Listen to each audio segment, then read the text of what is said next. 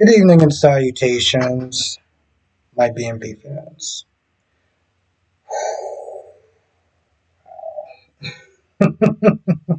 This episode was a mess, and I don't mean like a hot mess like this was good. I mean just like a general, like a little kid just decided to just take a bunch of toys and just start throwing it around, right? Because we got a very controversial story with Finn and Poppy. And then we have a very goofy ass story, very cringeworthy with Daphne, right? We're going to start off with the cringe factor because for some odd reason, Steffi feels that, she's very confident in her plan, she's very confident as far as pimping out her friend, which, by the way, that's what she's doing because no man could possibly resist her. Yeah, okay. So I'm pretty much watching a really bad rendition of Uma Thurman's Poison Ivy, right? And she comes in and she does all this goofy shit. She's like flipping her hair around, and they can all sit there and smell her probably overpriced perfume. And of course, Hope is just, gassing her head up. This is what this show does, right? It's the same thing with our parents. It's the same thing with Steffi's parents. Loves to sit there and gas up Steffi. Oh, she's a force of nature. She's this, she's that, she's the third. This is what Hope does. I don't understand. Is this supposed to be some sort of like psychological trick to make us like the character more? Because I feel like that's just doing the exact opposite. Anyway, Hope is all like, "Oh, you're so amazing and you're confident." I'm like, what did she do that was amazing? How do we know that she made that perfume?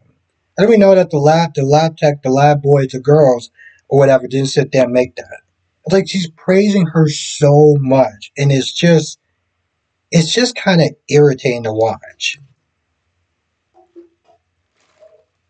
Then I guess she's late for a meeting or something, because she goes in the room with Steffi, and she shows Steffi's and these designs. And Steffi's like, "Wow, this stuff is really good." And Hope is like, "Oh, that's it." I was waiting for like some sort of snarky comment. I'm like, okay, so at this point you're just picking a fight with her. You're picking a fight with her, and then you're all just like, "Oh well, just that nothing's going to change, and this is just going to be the status quo." And of course, Steffi's they're looking at her like, "Yeah, okay, we'll see." I still don't understand how Daphne is supposed to get the company back to the Foresters. I don't get that part. I don't understand how that's supposed to work. But at this point, I'm kind of just like, F it. Speaking of effort, it's almost like they just decided to put little to no effort into these Luna and Bill scenes, right?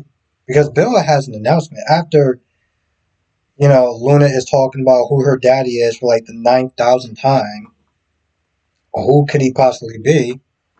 Bill decides to share something that's very sacred, okay? Something that even his Katie baby doesn't know. You know the big secret that he shared? Nothing. Nothing. He did not share anything new. All he said is that his mother gave him a bad upbringing. It led to a lot of resentment, and led him down a path doing some really dark things.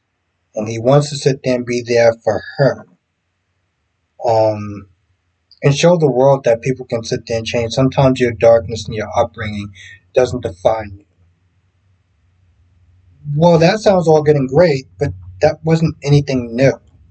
Hell, that was the exact stuff that Luna was doing to manipulate you. So you didn't share anything that was, unless I'm wrong. You tell me in the comment section if I'm wrong that he shared something that y'all didn't know. Because I could have swore he just said the exact same thing that he's been saying for the past 5 days now. Or 2 weeks. I've lost track. Um,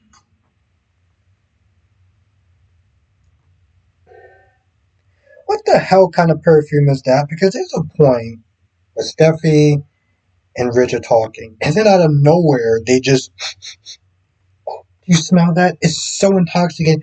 Daddy, you have to be inspired.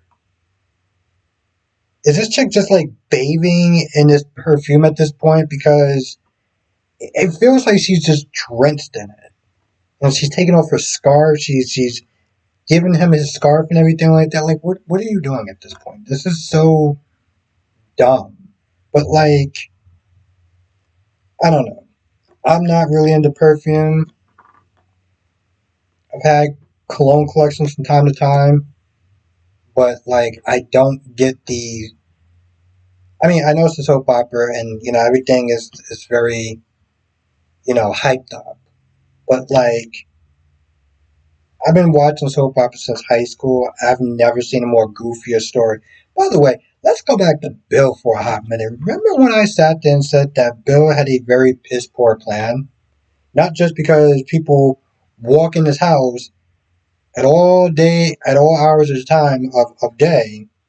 Remember when Will walked in and walked into the room and saw Bill and Poppy doing the devil's tango? Well, that's already a problem. But then I said to myself, and I might have said it this week, I don't remember, what happens if somebody comes to visit Luna? You know, like Aunt Lee or her mom, or maybe even Steffi, just to confront her attacker. What is Bill going to do then? Well, Poppy went to go sit there and see her daughter after talking to Finn. Which, by the way, Finn at this point is just running a paternity test because he's like, yeah, I don't believe you. Even though she's like, well, you have to believe me. You have to believe. Uh, no, I really don't. Given your lifestyle, your upbringing, you are the last person that this man ever has to believe. So he ran his own paternity. He's running his own paternity test, and April was asking way too many questions. With your mom sent you doing a very similar thing. April, do you want to work here? Okay, I just I just want to make sure you want to work here because you're asking a lot of questions that's kind of above your pay grade. But okay, sure. Anyway, Poppy goes to sit there and see Luna. I guess sit there and tell her that maybe Finn might be the father of her, but she doesn't get the chance. She's waiting. She's waiting. She's waiting. She talks to the warden. The warden's like, "Yeah, she ain't." So, like, now that's going to be a problem because I don't know if the warden. I'm pretty sure the warden got paid off to lie.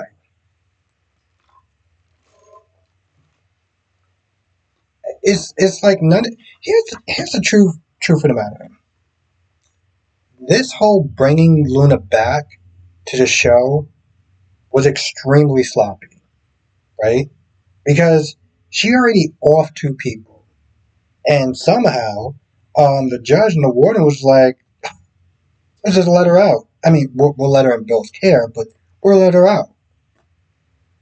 And instead of Bill putting her anywhere else, they put her in the one house that is practically a revolving door. And then she'll have her mother and maybe her aunt that may go and check on her at any point in time. Now, I get it. She kind of became a really popular character once they showed the dark side of her. So they wanted to bring her back, but they did it in the most sloppiest way possible. And so, I guess it's like hilarity ensues, but it's also just really stupid. So I don't fully get that. But whatever. I saw the previews. Looks like Finn is getting a surprise that is going to be a shock to sit there and say the least. Um,